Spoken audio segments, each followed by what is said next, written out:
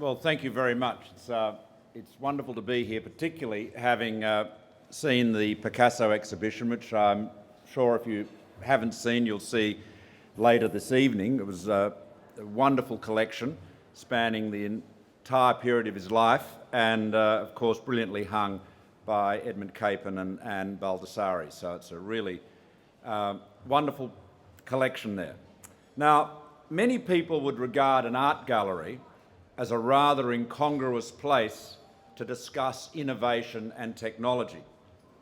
After all, isn't this just a great treasure house filled with fine paintings, walls and walls of cultural trophies, recording not so much today's world or today's Australia, but instead a kind of cultural thread made of oil and canvas, ink and paper, stone and marble, which connects us in some way to our past.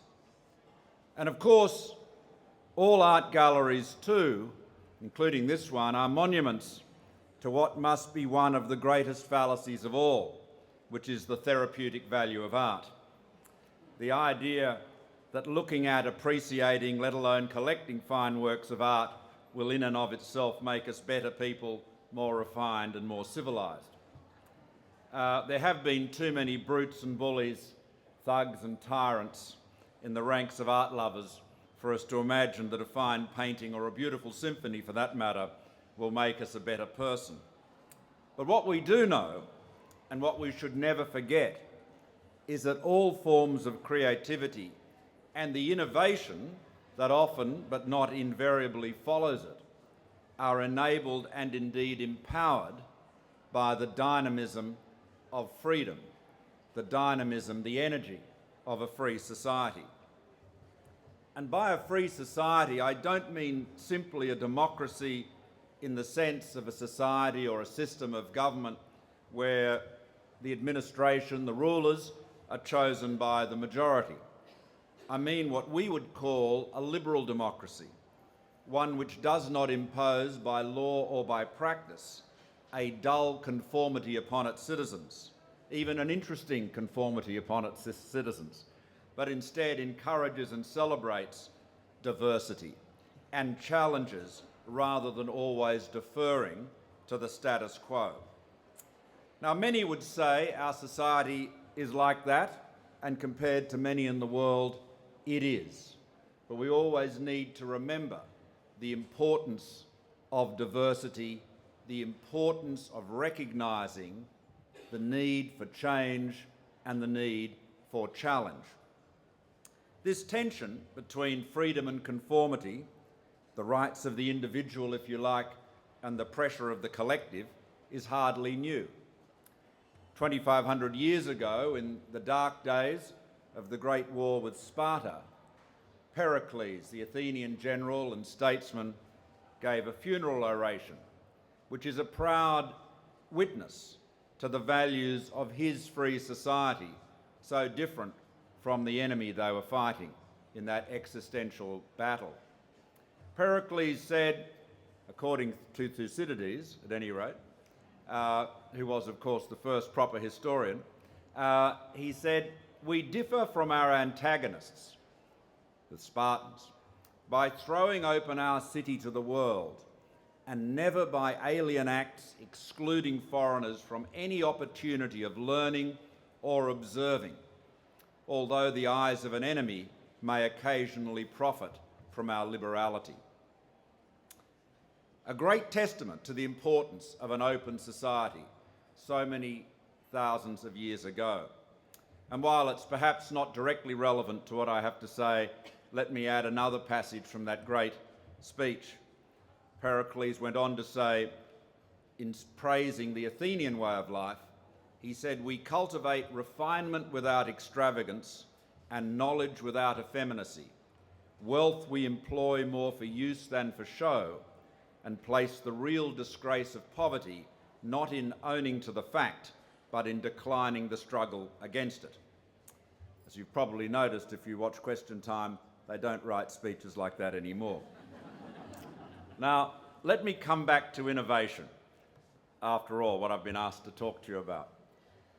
When economists discuss innovation, they typically mean a measurable improvement in how we make or do things, whether it's an industrial organisation, in technology, making things, producing services, goods, whatever. Now that improvement can come in the form of a higher quality or enlarged capacities, more efficiency, all of which can improve our standard of living. It's very important to recognise innovation is different from invention, and I'll come back to that in a minute. Now, in between the two world wars, the great Austrian economist Joseph Schumpeter explained the central role of innovation in economic progress and its tendency to produce cycles of what he called creative destruction, which described its tendency to overturn the established economic orders over time as new ways of doing or making things spread, and some firms adopt these more quickly or adapt to the changing market better than others. Now, this creative destruction is not always comfortable. Change, the society as an aggregate may benefit from innovation and change, but individuals and individual firms and businesses can often find it very tough. You know, it was not so long ago that we used to speak about the rivers of gold being the huge monopolistic or monopoly classified advertising revenues of the Sydney Morning Herald and its sister paper in Melbourne, The Age. They underpin what were probably two of the most profitable metropolitan newspapers in the world. You would be rash, I think, to assert or assume that either of those papers would be published, at least in printed form, every day of the week in 5, let alone 10 years. So there are massive changes right through our society. So for the economist, innovation implies adoption, and that is very distinct from invention. And let me give you a very concrete example. We're all familiar with the extraordinary changes that have been wrought and the benefits to society that have been achieved by the arrival of the internet. That started to emerge as a mass medium in the mid-90s. I remember it well. With Sean Howard and Trevor Kennedy, we set up an internet service provider, Aussiemail, which is the first big ISP in Australia. And so we were at the beginning of this phenomenon. And while we thought we were at the cutting edge and could see the future, the things that have happened since then would have outrun even our fevered imagination at the time. But it's important to remember that most of that innovation that we've seen in the internet, whether it is the ISPs in the mid-90s, whether it is Facebook and Twitter today, whether it is the profusion of apps on the Android and iOS devices today, most of that innovation rests on inventions that were literally made a generation or even 2 generations ago. Researchers at Bell Labs first proposed converting analogue information into digital signals, bits and bytes, to be in 1948. Integrated digital circuits, the so-called chips, which provide the logic in today's powerful digital devices, were invented in the late 1950s. That seems an eon ago. And the network of networks, which we call now the internet, and please, can there be a sort of rearguard action to insist on writing internet with a capital I? It's a proper noun. I really object to this, and I object to people correcting my own text and decapitalising it. But the network of networks, which we call the internet, was operational in 1969 and proposed even earlier. So it wasn't until all of these elements were refined over time, combined into more complex systems, and the most complex of those systems was made accessible to just about everybody via a simple language for displaying and linking documents, that the immense economic and social potential of the internet with a capital I became clear. And that all happened in the early 1990s, as I said a moment ago, a good 45 years after Bell Labs' research into digital signals. Well, I'm not here from the government, regrettably, I'm here from the opposition, but we're certainly looking forward to being back into government at some point in the near future. So I think I should say a bit about the role of government. Now, it's easy to see why governments take a close interest in both invention and innovation. They fund and encourage invention because the ways in which any particular discovery might be used are not always clear ahead of time, or may not indeed be of direct economic benefit to the inventor. That means that markets are likely to underinvest in invention, in pure research, in other words. Now, governments can provide support for this in several ways. Obviously, by providing patent protection for inventors. That is, the whole patent system was designed to promote invention by letting people know that if they came up with a better mousetrap, it wouldn't be knocked off the minute they produced the first prototype. By investing in science, computer science and maths in schools and universities, by funding research in these and other technical areas directly, and of course by providing tax concessions to encourage private investment in research.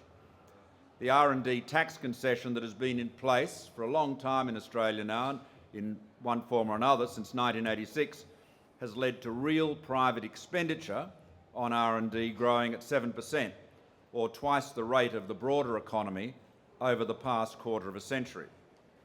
Australian firms spend over $15 billion a year, and the combined public and private spending on R&D as a proportion of our gross domestic product is 2.3%, around the average of the OECD. So this is an area where there's always room for improvement, no doubt, but there isn't an open and shut case to say that Australia is failing in that regard. Innovation, however, is more complicated because it is the most important source of economic growth, arguably the only source in the long run. And it's hugely important to our material well-being. But its origins, what determines it, what makes it happen, are really very poorly understood. We don't know as much as we'd like to know about innovation, but we can identify some common characteristics of historically successful environments for it. Innovation and deep expertise in particular activities or industries tends to occur in clusters. Think of Florence in the 15th century. The city drew great thinkers and artists together, and it was their interaction and their discoveries which led to the Renaissance. The American writer Richard Florida has systematically studied innovation and found it has a close correlation with urban density and the strength of social networks within a city, within a community in a city. To quote him, he says, "Cities are our greatest invention, not because of the scale of their infrastructure or their placement along key trade routes, but because they enable human beings to combine and recombine their talents and ideas in new ways." Many of you will have read of Edward Glazer's book, The Triumph of the City. This is the Harvard economist who synthesised much of his research into this excellent volume in which he talks about what for many people would seem to be a paradox. Why is it, when we were promised with the arrival of the internet that the world would become a global village, and because it wouldn't be necessary to be in the same street as the people you were dealing with or doing business with, you could be transacting your business from a mountaintop somewhere in the country. Therefore, the regions or the periphery would be advantaged relative to the centre. But what has in fact happened, as Glaser describes, is that our ability to communicate with each other ceaselessly, and those of you that are addicted to Facebook and Twitter will know that ceaseless is not an exaggeration.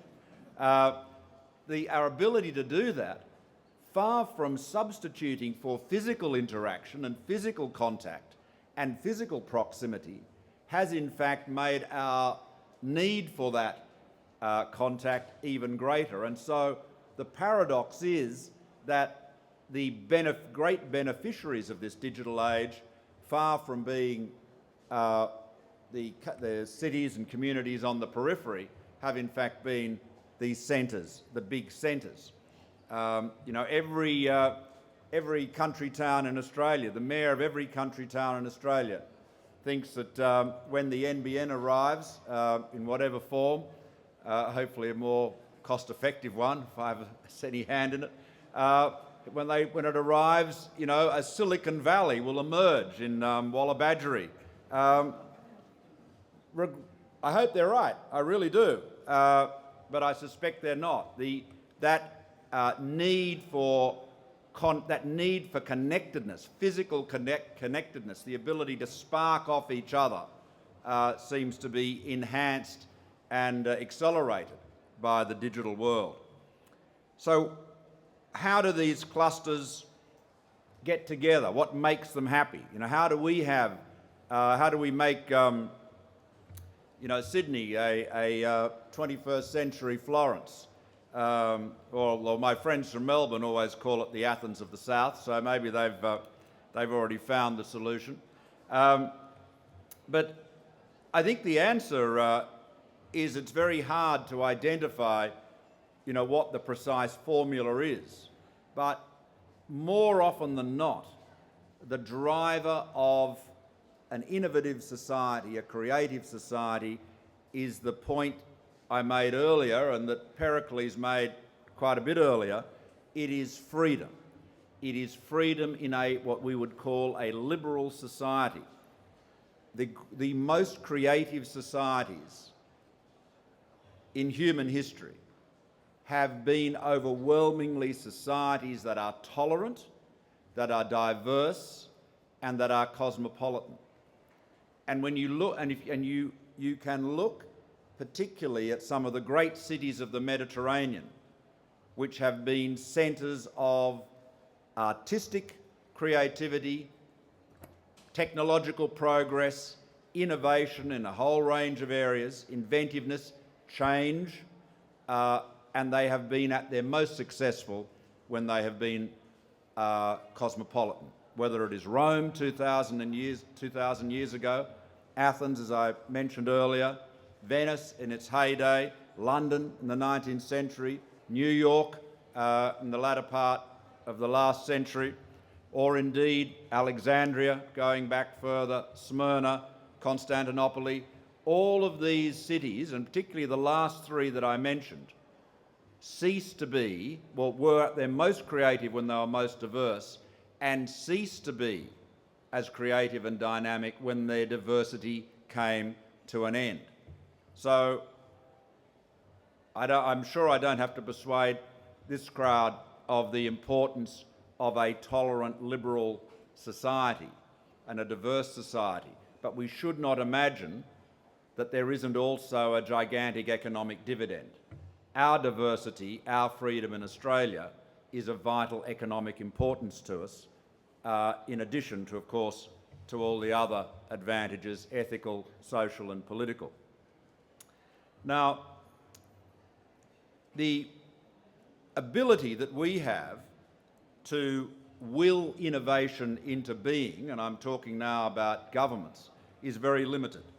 It's very, very difficult to predict when some enterprising person or company is going to adapt, combine or repurpose a set of ingredients into something that has an impact, something that will change the world. And that's why governments, I think, are best placed in not trying to have a direct role in the mysterious process of innovation and creation, and rather taking what I would regard as a genuinely liberal, and I mean this with a small and indeed with a large L, but particularly with a small l, a liberal approach, which is not to tell citizens what is best, in other words, not pretend that government knows what is best, but rather to create the conditions to enable each and every one of us to do our best. And so, what are some things that would contribute to that? Removing inefficient regulations which impede the adoption of new technologies or new ideas. Reducing barriers to competition, both trade and non-trade barriers, investing in the way I described earlier in human capital and skills which allows technology to be absorbed, and of course by helping businesses keep up with developments in other countries and industries. And of course nowadays the flow of information is so rapid and intense, that's becoming easier than ever. Now let me say a little bit about Picasso, return to Picasso, because I think there is an analogue there that we can discuss. We don't fully understand, as I said, what drives innovation in the broader economy. We know that a free society, a competitive society, a well-educated society, a society that values knowledge, is more likely to be a creative and innovative one. We know that. We also don't know, however, what drives cultural or artistic innovation, other than that underpinning it all is that human urge to be creative. But that too is a mysterious process. Now, David Gallinson, an economist from the University of Chicago, wanted to investigate what was behind it, and he also wanted to debunk the notion, it's very attractive, this was his object here, that he wanted to debunk the notion that creativity is the exclusive domain of the young, which is very welcome for those of us that are no longer even plausibly young. He conducted a study of creativity over history, examining poetry, film and literature. And the two cases he ended up focusing on were Picasso and Cézanne. In his work, Old Masters and Young Geniuses, Gallinson divides creativity into two types, conceptual and experimental. Experimental, or what he terms old masters, are artists who work through trial and error and improve with age. Young geniuses, on the other hand, think conceptually, create new ideas and plan their work carefully. He argues that Picasso was a typical young genius, while Cézanne was an old master. Being an economist, he conducted an economic analysis of their work and found that a painting done by Picasso in his mid-20s was worth 4 times as much as one done in his 60s. But for Cézanne, the opposite was true, with paintings he did in his 60s worth 15 times those he created as a young artist. Now, Picasso really burst onto the artistic scene with his masterpiece, the beginning of his Blue period, which is not in that collection, but there's a painting associated with this event.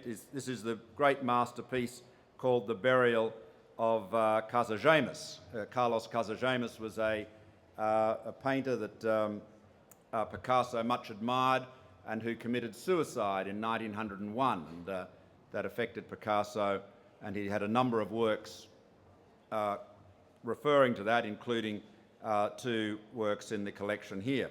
But the painting I'm talking about that was so significant was the Blue evocation of this burial, and it's a remarkable work. And it began, I suppose, the takeoff of a career that spanned more than 85 years, but it neatly fits the idea of a prodigy whose genius is unmistakable. So he was a rock star from a very, very early age in terms of his painting. Cézanne, by contrast, is what Gallinson termed a late bloomer. In his early 20s, he left Aix-en-Provence for Paris in the hope of becoming a painter. He failed his entrance exam to the École des Beaux-Arts, and having his work rejected from the annual salon, it seemed like life may have been taking him in a different direction. But he stuck with it, and his later paintings went on to influence every important art movement of the next generation. The persistence was evident in the way he worked as an artist, often demanding that his subjects pose for 80 or 100 sittings. The work of an experimental mind evolves through doing. There's a term used in the technology business of this kind of innovation as tinkering, moving forward by one experiment after another. And this approach requires unfaltering support for that long and tumultuous process in order for the old master to reach their potential. By contrast, as I said, Picasso's talents were obvious from the outset. He was genuinely, perhaps not a child prodigy, but he was certainly a young prodigy. And what made him so exceptional was his obvious refusal to adhere to norms, his diversity, his ability to build upon each idea and take it to a new level. And that played out not just in the magnitude of his innovations, but in the number. And we see this in the exhibition next door. Every room, as though, shows almost a dramatic shift from one style of painting, from one approach to another. As Gallinson says, major conceptual innovations embody radical new ideas that violate established practices decisively and conspicuously. Now, the message seems clear enough, to me anyway. The Picassos of this world, in most cases, don't really need the help of the Australia Council, although that should be provided with support regardless. Their talent is sufficiently evident. But for the likes of Cézanne, which is perhaps the more typical example of an artistic creator, patronage and patience and support over the long term is critical. And that is why government support for the arts and for other areas where innovations of great impact commonly come from basic research is so important, and why such support must be administered as broad-mindedly as possible, given the available resources. Now, two other elements that we can weave into this is the comparison of Picasso with another extraordinary innovator, no longer with us, Steve Jobs, the founder of Apple. It's difficult to think of anybody, any individual who has so comprehensively remade the modern world as of today as Steve Jobs. Who can imagine a world without a smartphone today? Steve Jobs was a great fan of Picasso. He loved him so much he misquoted him frequently. He used to quote Picasso as having said, "Good artists copy, great artists steal." It's not a bad line, but it wasn't Picasso's. It's in fact a misquotation from an essay that T.S. Eliot wrote about the poet Philip Massinger. But while Jobs may be incorrect in attributing the quote to Picasso, it captures the essence of the two innovators. It follows on, indeed, from what I said about Picasso a moment ago. He could have been a good traditional painter by continuing to imitate the successful artists of his day, moving incrementally.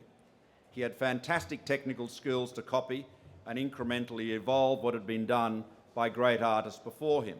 He could have made a very comfortable career from this. But he wasn't satisfied with that. He said, "When I paint, I feel that all the artists of the past are behind me." The genius of a Picasso or a Jobs and the serial innovation they can provide is an extraordinary phenomenon, whether the innovation is technological or cultural. And interestingly, they both were formed, partly in the case of Picasso, in successful clusters of innovation. The art world of Paris and, of course, the technology world of Silicon Valley. So it seems fair to suggest not just genius, but the right environment to maximise its impact was at play in both cases. Now, as I said, governments can't legislate for genius or successful clusterings of industries, and can only do so much to promote innovation or more technological sophistication in our economy. But we can get the basics right, and let me run through those. Stable macroeconomic conditions and legal systems, reliable legal systems. Economic, cultural and social openness that allows the two-way flow of ideas, goods and services, money, technologies, and of course people.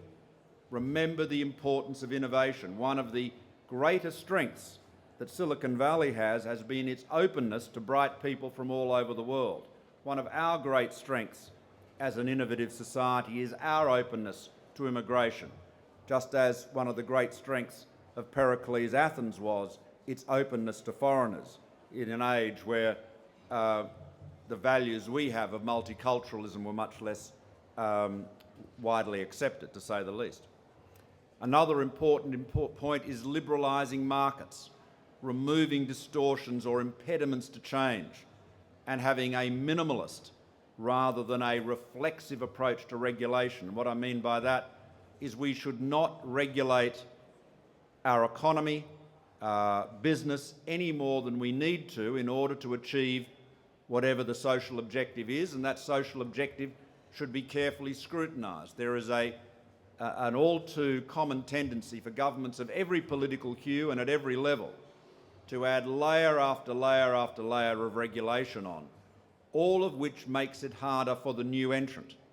The existing entrants who have socialised and incorporated the regulatory environment into their operations can manage it, but the new entrant finds it harder. So it's important always to be asking ourselves, it's not a question of whether this is something business can manage, but does this impede or advance new businesses, new ideas, new ways of doing things? Clearly, we need a fair but moderate taxation regime, otherwise there are no incentives. We need, as I've said several times now, a tolerance, a respect for differences in lifestyles, beliefs, and a diverse society that encourages and celebrates the diversity, the multiculturalism in particular, that is such a marker of our country's achievements and I believe an important element in an innovative society. And of course we need always efficient and prudent, but never mean, investment in education, infrastructure and research, which are all critical to maintaining a fair society which provides everyone with the opportunities and delivers a high quality of life. Now you may say that's all easier said than done, and so it is. But amid the angry tone of so much of our current politics and administrative impotence, if not utter ineptitude, we should remember that over most of the past quarter of a century, Australia has done far better at these basics than most other countries. And our economic strength today and the quality of our life and our democracy today is in much larger part a result of that openness, of that commitment to freedom, than it is a consequence of us being fortunate to have a number of minerals that are in hot demand in North Asia. So, technology and innovation, the short answer is freedom. Education, freedom, science, technology will lead us to greater innovation. We are in a world that is changing much more rapidly than it has for many, many years. I say for many, many years because I think arguably the last time the world was changing as rapidly as it is today was in the first part of the 20th century. In fact, the time when Picasso was arguably painting at its height. But technology is giving the velocity of the transitions today greater impetus. And the critical thing is enabling the freedom to let us take advantage of that. So Picasso, Steve Jobs, art, technology, business and economics, they often seem a long way apart, but the thread that ties them all together is the free society we cherish. Thank you very much.